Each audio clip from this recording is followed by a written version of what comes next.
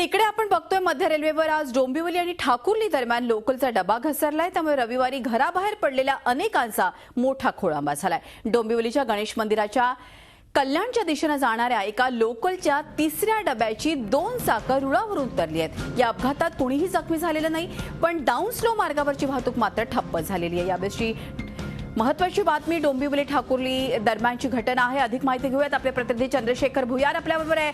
चंद्रशेखर, निश्चितच काम युद्ध पातळीवर सुरू असेल, वाहतूक कोंडी मात्र प्रचंड झालेली आहे। काय आत्ताची तिथली ताजी परिस्थिती आपल्या प्रेक्षकांसाठी सांगा। आता कल्याणहून हायड्रोलिक क्रेन आहे ती त्या घटनास्थळी आलेली आहे।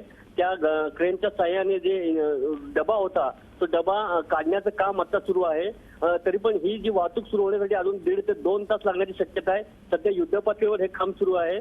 सुदैवाने या घटनेत कुठलीही जीवितहानी झाली नाही, कोणी प्रवासी जखमी झाले नाहीये, त्यामुळे ही एक चांगली बाब आहे। मात्र प्रवाशांचे प्रचंड हाल होत आहेत, कारण की ही जी लाईन आहे म्हणजे डाऊन मार्गावरील कल्याणकडे जाणारी ही पूर्ण ठप्प असल्यामुळे जे प्रवासी आहेत ते डोंबिवलीकडे अडकून बसलेले आहेत, काही ठाण्यामध्ये अडकून बसलेले आहेत आणि सुट्टीच्या दिवशी असल्याने जे सातमानी असतात किंवा जे प्रवासी असतात जे खरेदीसाठी निघालेले असतात त्यांचे मात्र प्रचंड हाल होत आहेत।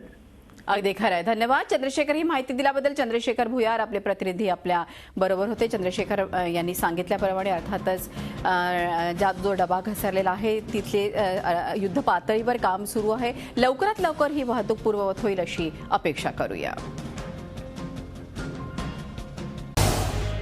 झी 24 तास रहा एक पाऊल पुढे।